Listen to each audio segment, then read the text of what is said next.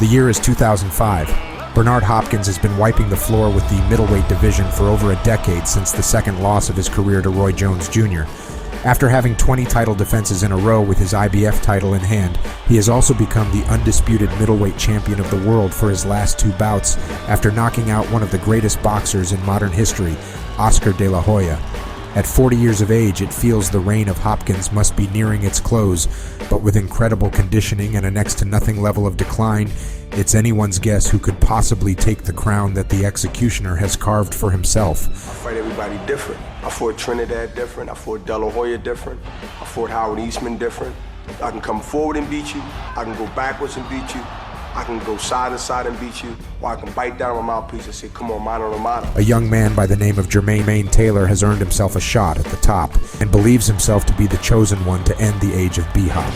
Having 23 professional fights in just 5 years and being a bronze medalist Olympian, Taylor has undeniable talent. And with a relatively high knockout ratio of 73%, he's yet to face the scythe of defeat in a professional setting. So will this be another head added to the chopping block for the executioner? Or will bad intentions Jermain Taylor show just how bad his intentions really are? Welcome back to Boxing After Dark. Tonight we're going to be nestling into a bygone era of boxing, turning the clocks back just shy of 20 years to witness a man at the age of 40 who seems like he's in the prime of his life take on a contender that truly is in the prime of his life. So, can the older man turn back time as he so often does and show why he's called the alien, displaying his extraterrestrial powers in this realm of sport? Or is this the end of a legend's pinnacle, slowly returning back down to earth? Let's get into it. Bernard Hopkins is a legend, no doubt, and if his record at the time of 46-2 didn't show it against opponents by the likes of Felix Trinidad, Segundo Mercado, and Oscar de la Hoya, his life story most certainly did.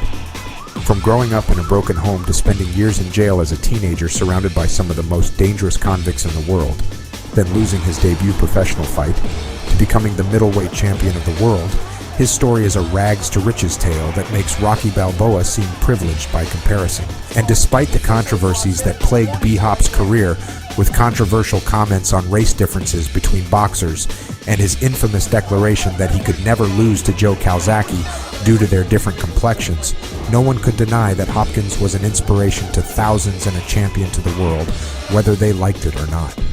Back then, Bernard Hopkins was a guy that, I don't care who you is or what you say you can do, I'm the baddest guy in the world, the baddest guy on the planet. Jermain Taylor, although not as rich in achievements as the executioner, was building his career up and making a name for himself that many up-and-coming boxers would aspire to have. Being a respected prospect of boxing since before he even had a professional fight, his Olympic performances were revered and respected by all who witnessed them, and after defeating other contenders and talents on his pathway of success, such as Raul Marquez and William Joppy, it seemed that it would be a more than just another tough fight for Hopkins, but instead a duel of fates, and that Taylor was hell-bent on establishing himself as a dominant force in the middleweight division. And while Hopkins was initially a heavy favorite, the odds dropped as the fight grew nearer. After all, how could a 40-year-old champion be expected to destroy an undefeated 27-year-old warrior?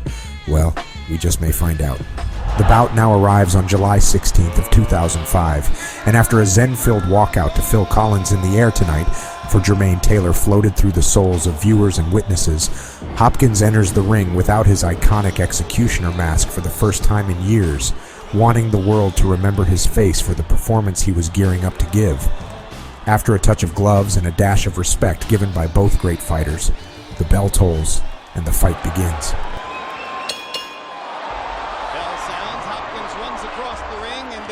Steps away into fighting posture. Question one, can Taylor land his jab? Can Hopkins, at least at the beginning, take it away? Left hook lead by Hopkins, punches the left hook, and who at least has a sheen on his shoulder. Bernard is holding his left. Hopkins into position to unify the middleweight title against Felix Trinidad. Then they had the worst band of falling out. To wait this out so you can make sure you see Taylor's punches. He didn't see that right hand well enough. Has seized the ground. Lands another right hand to the body. Reminds me of the right hand power that Jermain. Well, and he's making. Taylor says is his, and he's very quick to break clinches. Neither man has landed a really big shot solidly. Could fire back. There, Hopkins gets in. Two good body shots. Effectively. Yeah. Good hook. Good left hook by Bernard Hopkins. See what Taylor does what Pat Burns told him to do. And well, he managed to bump Taylor's hip going in, knock him off balance. You used to see it at this point in the fight. And a knockout. He's got to start winning now. That it wasn't in Bernard's plan to win the first 3 rounds. Big left hook by Hopkins. Blood. There's a cut. There's a cut on the eye of Jermain Taylor from a headbutt. This was something that could have been expected. He's coming into his eye. You saw him fall with the left hand, and you see him attack with the right. In high school, Head may be bothering Jermain. Hopkins starts to clown and gets in a little left hook. Good left hook by Taylor. Caught Hopkins coming off the ropes. Almost dropped the right hand on him. Bernard goes to the body. Taylor comes back with a left hook. Terrific round. For Jermain Taylor. Yep. And against every other professional opponent. That's what he should be doing right there.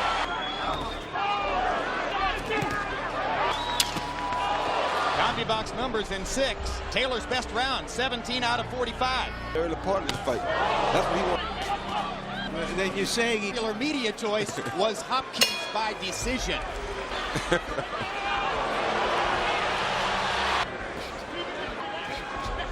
Second jab from Hopkins. It's Taylor. It's been the pattern of the fight all along. Good body shots by Taylor. Good jab by Jermain. Lead so far, getting his own in there. Right hand counter by Hopkins. Taylor again misses with the right. Takes a little left, comes back to the left of his own. 3 rounds to go. Hopkins' plan seems to be working well into round 9 as Taylor gets caught more and more when he throws. Hopkins' timing is impeccable as he seems to predict everything Taylor plans to throw while countering it all the while. Shots. He may to the punishment. to lose now. Top Oh, let's go with a big right hand. That may be the punch that could turn it around for Hopkins. Taylor holding on. he executed that. Hopkins again catches Taylor with right, hits him behind the head. Bernard Hopkins got in the big right hand shot.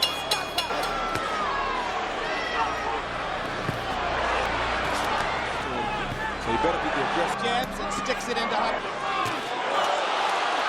He's in deep water. Taylor. Big right. Aggressive. Beat aggressive fight. Oh, there you go. Hopkins knocked him out, piece out with the right. As I mentioned, the fight has definitely tightened on the scorecards. Get excited. He's not going to gain 2.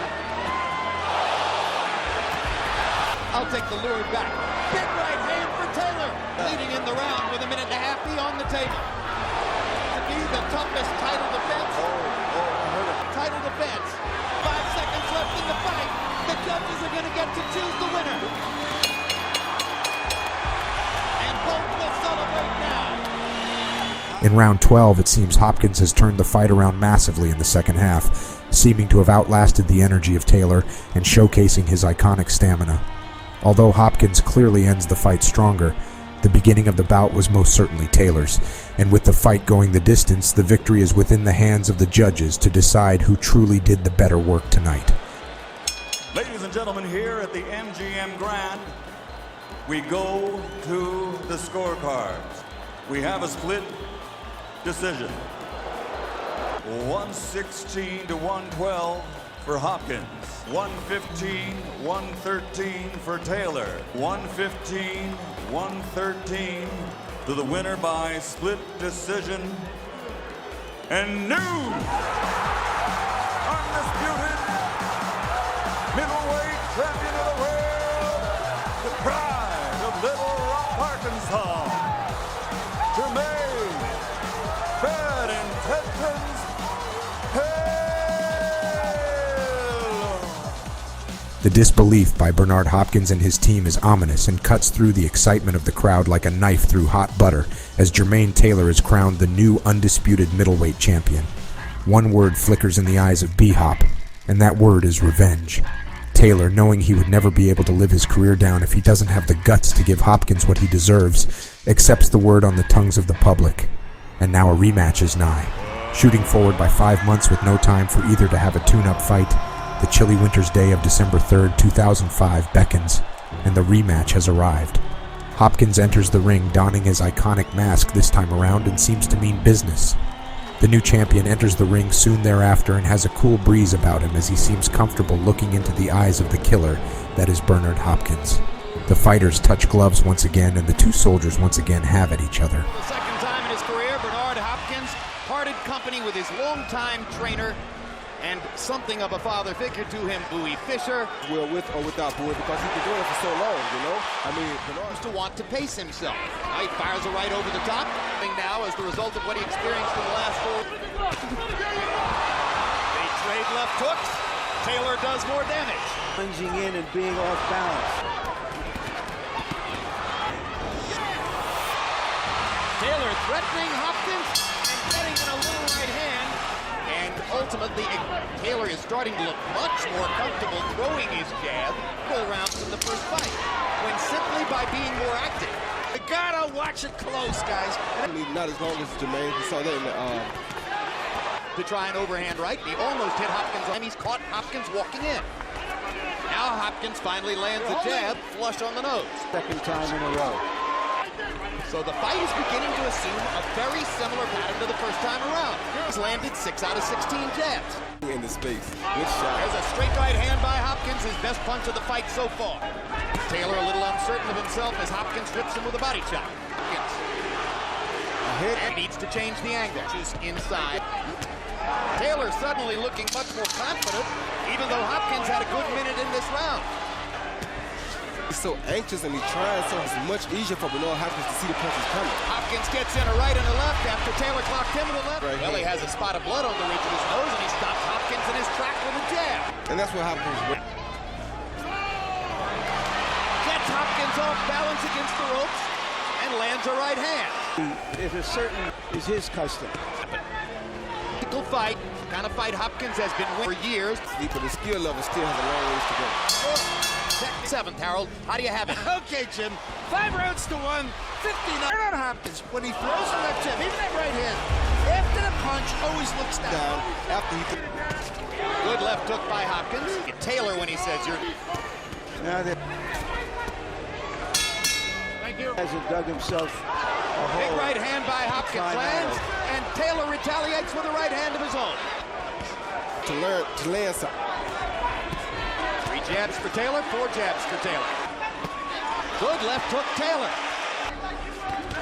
Bernard Hopkins. Couple times after the last fight, I had him out on his feet. Taylor, for his part, said, what in the world is he talking about? Punch that travels 6 inches that might hurt you. This is the point in the first fight when Hopkins began to seriously step it up. Confidently right now. That's an upset. Taylor erupts and lands a 1-2. I think he is frustrated, but Hard right hand by Hopkins. But I know the momentum is definitely on his side. As he landed a quick little right hand there. Tries to come back with another.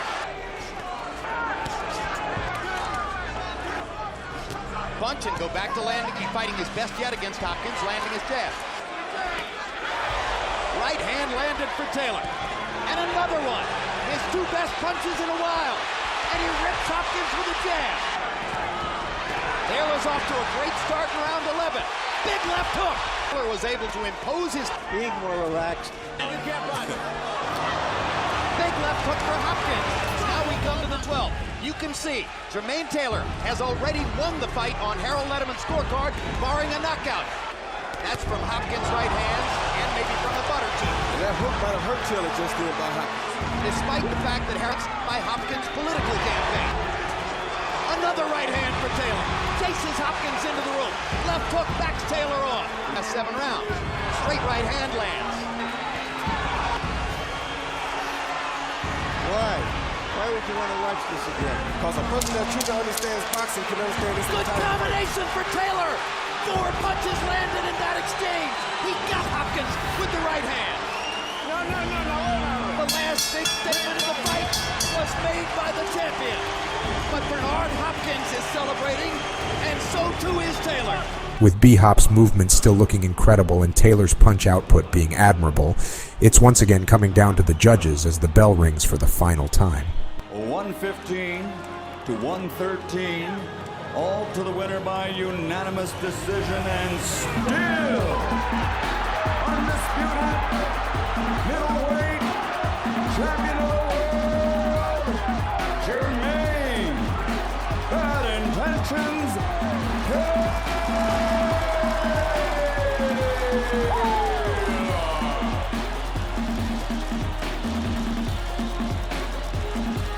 If you've enjoyed this video and would like to see more from Boxing After Dark, feel free to subscribe to the channel and don't be afraid to drop a like and comment. Thank you for watching.